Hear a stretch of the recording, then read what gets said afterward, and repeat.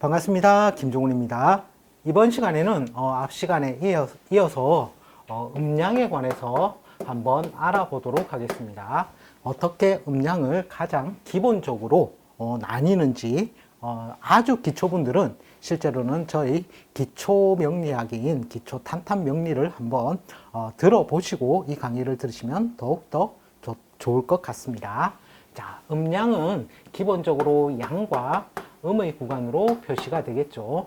자, 양과 음으로 본다면 첫 번째는 천간의 구간이 있을 것입니다. 천간의 구간에서는 보통 양의 구간은 갑, 을, 병, 정, 무가 양의 기운이 될 것이고, 음의 구간은 기에서부터 기, 경, 신, 임, 개가 이 음의 구간이 됩니다. 자, 우리가 보면 천간 합을 볼 때도 갑기합, 을경합, 병신합, 정임합, 무게합 이렇게 양과 음의 합이 만나서 뭔가 새로운 생산물, 갑기는 토가 되고 을경은 금이 되고, 자, 이렇게 표현할 수가 있죠. 병신은 수가 되고 정임은 목이 되고 무게는 화가 되고, 자, 이런 식으로 해서 뭔가 양과 음이 만나서 뭔가 새로운 생성물을 나타나게 되는, 즉 생명의 순환성이 나타나는 것도 알 수가 있다는 것입니다.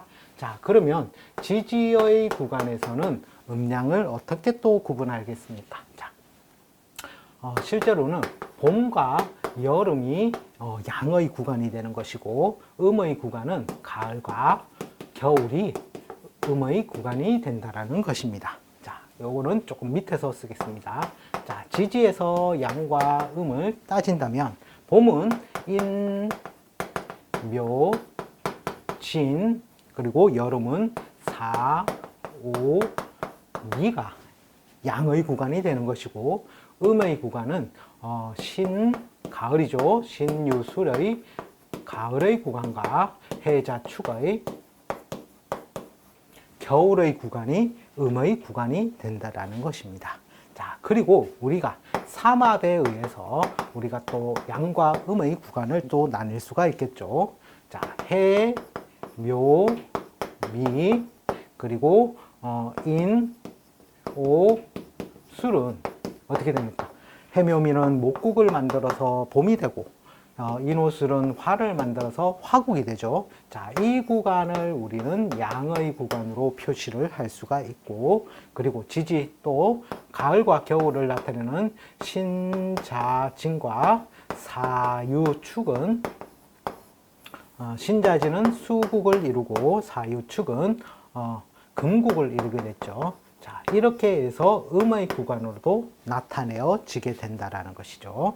자, 여기 이것을 가장 이제 기본적으로 유념해 둬야 됩니다. 삼합이 가장 기본적이지만 또 이것이 또 12운성과 실제로는 12신살의 가장 토대가 되는 기운이기 때문입니다. 자, 해묘미 목은 목이라는 것은 해에서 장생을 하게 되겠죠. 그리고 묘에서 제왕지를 가지게 되고 미에서 인묘지로 가게 된다는 것입니다. 그것이 양간, 간목의 12운성을 나타내죠. 자, 이런 식으로 12운성도 나타낼 수가 있고, 또 보통 해는 지살로 나타내죠. 이런 식으로 해서 12신살도 같이 포함이 된다는 것입니다.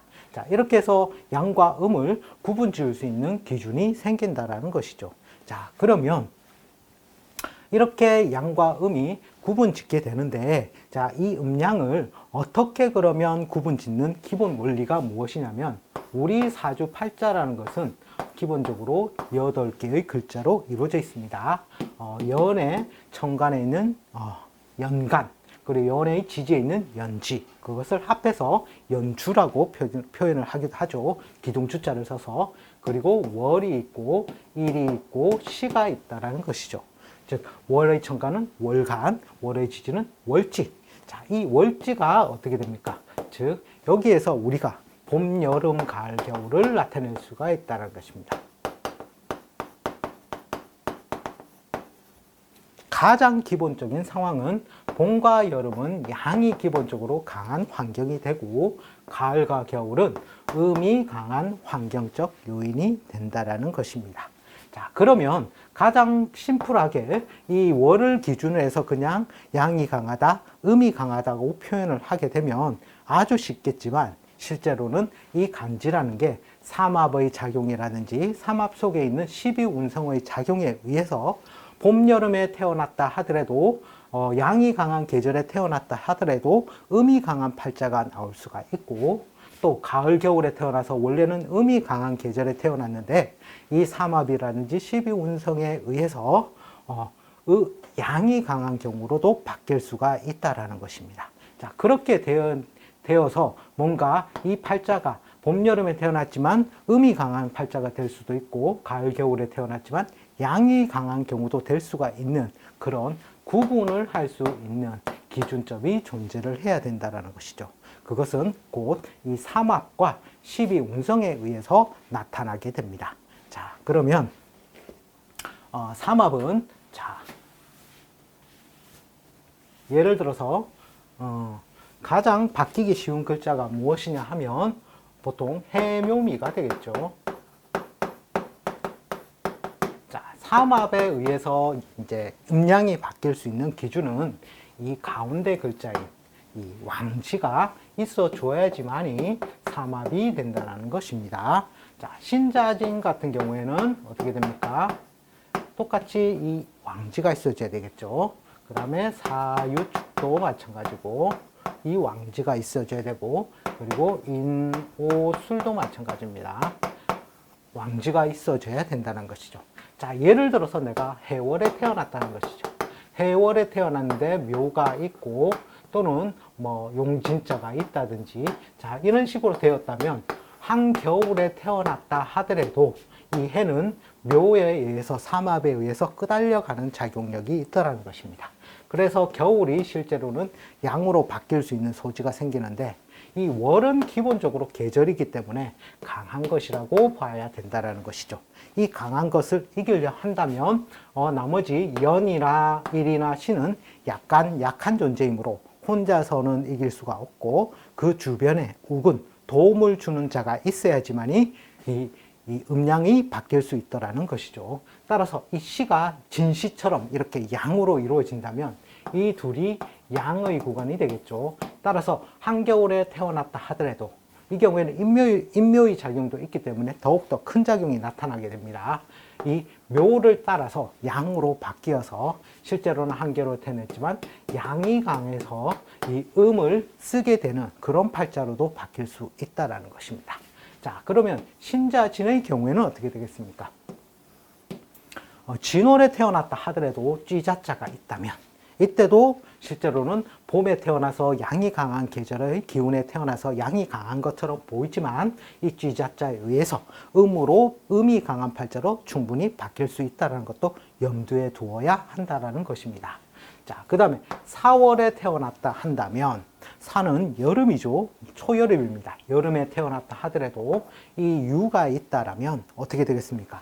사는 유에 뭔가 끄달려 가려는 기운이 존재를 하게 되므로 이 그 가을의 기운으로 끄달려서 음의 기운으로 바뀔 수 있는 소지가 있다는 것입니다. 그 다음에 개술자는 어떻게 됩니까? 가을에 태어났지만 이 말오자가 있음으로 해서 삼합의 운동성에 의해서 뭔가 가을이 여름의 양의 기운으로 바뀌려고 하는 그러한 기운에 의해서 음이 강한 계절에 태어났지만 양으로도 바뀔 수 있다는 것이죠.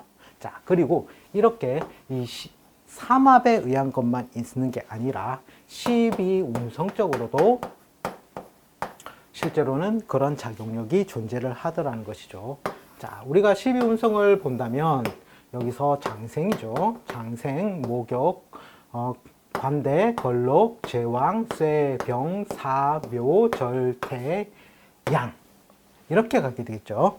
그걸 다시 또 장생의 기운으로 흐른다는 것이죠. 자, 여기서 장생의 기운에서 제왕지까지는 어떻게 됩니까? 뭔가 나의 세력이라든지 힘이 강해지는 구간이라는 거죠. 강. 따라서 뭔가 이 장생에서부터 제왕지까지 구간에 있는 12운성의 글자일 경우에는 이 음이 강하더라도 양으로 가려는 소지가 생길 수 있다는 것이 됩니다. 자, 그리고 그 다음에 또 중요한 점이 우리가 여기는 유형의 구간이죠. 유형. 우리가 드러나서 눈에 보이는 구간이 장생에서 인묘 전 단계라는 것입니다. 자, 그 다음에 인묘라는 것은 뭡니까? 무덤 속에 들어간 기운과 같다라는 것이죠.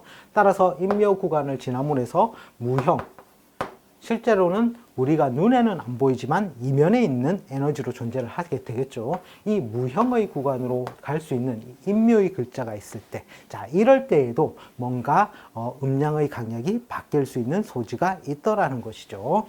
자, 그래서 이 우리가 장생 이상의 세력을 가지느냐 또는 인묘의 구간에 있느냐, 자, 여기에서 또 음양이 크게 바뀔 수 있는 소지가 발생을 하더라는 것입니다. 그런데 여기에서 주의해야 될 점이 또 하나가 있더라는 것이죠. 자, 그것이 무엇이냐면 예를 들어서 인, 묘, 진, 사, 오, 미라는 것은 어떻게 됩니까? 봄과 여름으로 우리가 볼 수 있겠죠. 자, 그러면 이 봄, 여름은 앞에서 제가 뭐라고 말씀드렸죠? 즉, 양이 강한 구간으로 존재할 수 있다는 것입니다. 자, 그랬을 때 우리가 이 인을 천간으로 둔다면 어떤 글자로 표현이 됩니까? 갑이라는 글자로 표현이 됩니다. 아직까지 12운성이라든지 이런 것들이 어려울 수 있으니 그거는 표를 좀 참조해 주시면 감사하겠습니다. 자, 그러면 이 미에서 보면 이 갑목은 실제로는 인묘의 구간이 됩니다. 자, 이럴 경우 인묘의 구간에 들어갔을 경우 그러면 음양이 바뀐다고 하지만 실제로 봄과 여름은 양으로서 같은 편이 됩니다. 자, 이럴 때는 이 갑을 미에 인묘를 시키지 않습니다. 자, 그러면 어떤 경우에 인묘가 되느냐 하면 예를 들어서 해, 자, 축, 인, 묘, 진이 예를 들어서 있다라고 하면 자, 이곳은 뭡니까? 임수의 궤적을 들겠죠. 자, 예를 들어서 해월에 태어났다고 합시다. 해를 천간으로 두면 임수의 기운이 되고 거기에 임수의 계절은 기본적으로 해자축이라는 것은 뭡니까? 겨울을 상징하므로 기본적으로 음이 강한 환경인데 용진자가 있다는 것은 이것은 뭡니까? 봄이죠. 즉 겨울의 반대 구간에 있는 인묘지지가 있을 때는 이때는 음양이 바뀔 수 있는 소지가 생기더라는 것이죠. 자, 이런 것들을 조금 주안점에 두어서 어떻게 해석을 해야 되는지, 자, 이런 것들을 관찰을 해야 되는 것이 사주의 가장 기본적인 음양을 구분짓는 방법입니다. 자, 그리고 이 음양을 구분짓는 방법도 우리가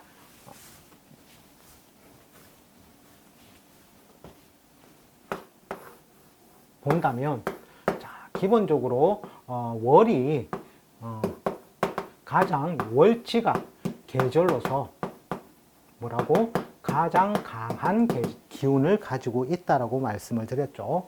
따라서 이는 연이나 일이나 시의 글자는 좀 세력의 기운이 좀 약하다라고 보시면 된다는 것이죠. 따라서 이러한 강한 기운을 읽으려 하면 뭔가 두 개의 이성의 글자가 도움이 있어줘야 된다는 것입니다. 따라서 여기에서 우리가 볼 수 있는 것이 연에서 뭔가 음양의 강약이 바뀔 수 있는 조건도 나올 수가 있고, 그리고 일에 의해서 음양의 강약이 바뀔 수 있는 조건이 나올 수가 있다는 것입니다. 그리고 시에 의해서 음양이 바뀔 수 있는 소지가 나타나게 된다는 것이죠. 자, 그것이 첫 번째는 삼합에 의해서, 합에 의해서 뭔가 음양의 강약이 바뀔 수가 있고, 이것 이전에 첫 번째는 원래는 장생 이상의 세력이죠.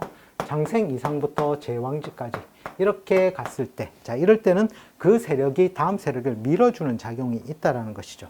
그래서 예를 들어서 돼지 해자의 월, 즉 해월에 태어났는데 범인자가 있다라면 어떻게 됩니까?